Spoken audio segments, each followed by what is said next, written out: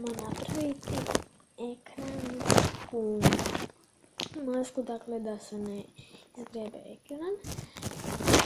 Prvi potrebni materijal će vam biti ljepljiva prozirna traka. Sad, tu ljepljivu traku nju ovako malo kao preslonite. Ovako, čekajte. Moram ja to malo